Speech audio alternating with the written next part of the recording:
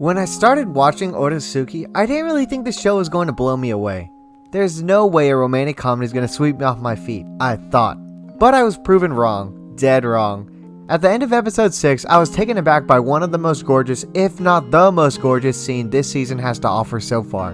The animation, the dialogue, the outfits, they were all superb. After sitting down and finishing episode 6, I knew I had to get right to it to make a best moment analysis for this episode. If you enjoyed this video, then you should subscribe, or else I'm going to delete all of Crunchyroll right off the face of the internet. I hope you're looking forward to this analysis as much as I am. BriThi, your local degenerate, and in today's video we're going to analyze the flower dance from episode 6 of Oresuki.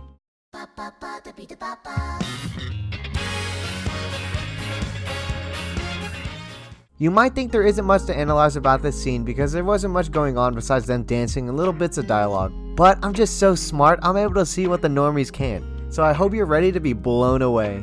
First things first, I have to point out how much this scene brought out the best features of each girl in the dance. The flower dance is pairing 3 girls with 1 boy as they dance elegantly across the stage. What the show doesn't tell you is that this dance is meant not to highlight the couple, but the female dancing. Giotto is wearing a plain neutral black tuxedo that is almost matched to the starry background painted walls. On the other hand, each female is wearing a very contrasting color that makes them stand out immensely. It is so intense that Giotto almost fades into the background. This is evident when all the students in the crowd only talk about the girl in the spotlight without even a word on Giotto, even though he's half the act. I have to say, no matter what camp you're in, each girl is absolutely stunning from head to toe. Just by looking at all 3 of them, you can really tell how much effort the team behind Oresuki gave into taking your breath away with every girl. Pansy camp all the way though. Alright, let's begin to really analyze the scene now. First girl up to dance with our Mr. Hyde is Himawari. I'll be honest, I'm not the biggest fan of Himawari, but her little bit really made me smile. First things first, let's take a look at her dress. One thing that Oresuki does really jam down your throat is how each character tries to personify their symbol. In this case, sunflowers. Her dress is bright yellow with a low V collar to highlight her necklace. The frills at the bottom of the dress are covered in an orange trim. These colors perfectly capture the sunflower. The bright yellow represents the petals on the flower, while the little bit of orange captures the bright orange seeds in the center. That's not all though. The dress's bright yellow reflects her bright personality and cheerfulness that has really shined through after hanging out with Giotto and the gang. The little bit of dialogue in this scene was also very important. Himawari shows how much she has moved on since the sun incident. As they dance, she asks Giotto a very important question.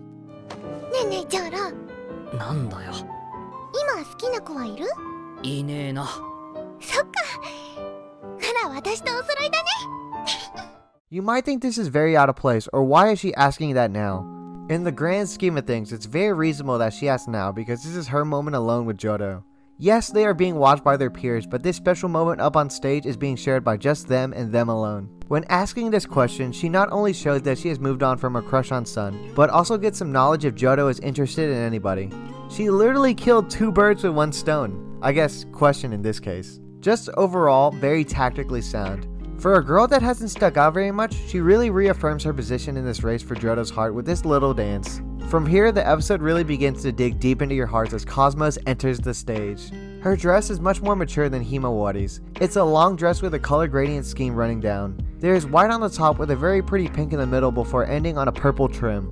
Near the bottom, there are little sakura blossoms to separate the color shift. The dress is able to capture that mature personality that Cosmos conveys to others and turns it into striking beauty.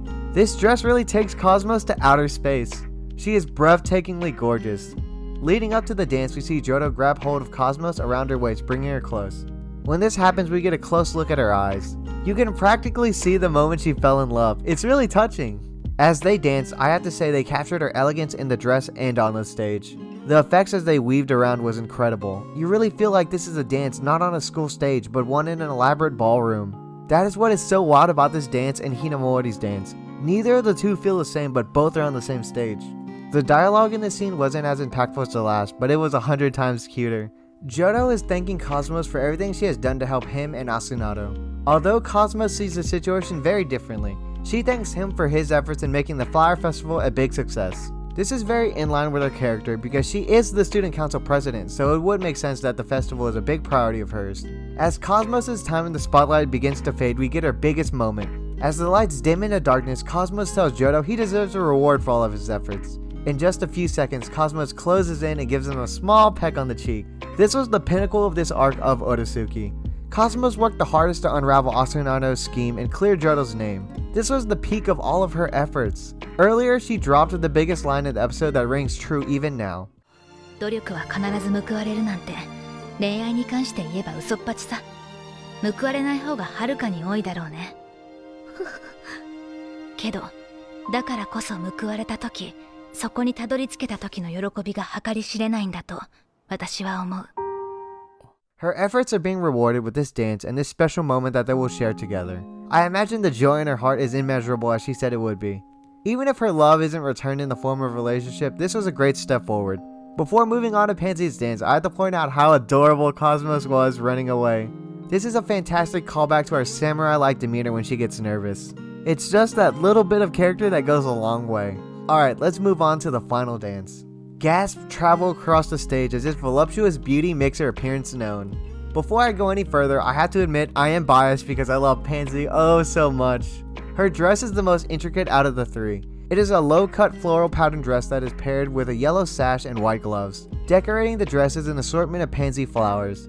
To really see a dress as beautiful as her is really a match made in heaven. Their dance stood out to me because this was the smoothest one. Their movements were so fluid and clean.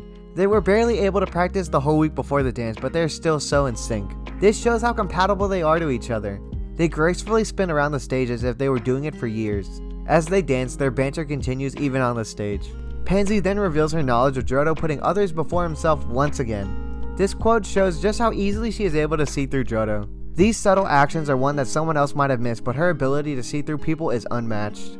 She notices how Giotto brought Cosmos and the others to study in the library to break the ice between them all, then continue to make strategy meetings in the library. This was all in an attempt to make Pansy not alone, to give her friends that she can talk to and take away her loneliness. He masks his good deed by saying he did this as a way to pay her back, but I think he just really cares for her. Giotto says he doesn't care about Pansy and how awful she is, but in reality, he cares the most.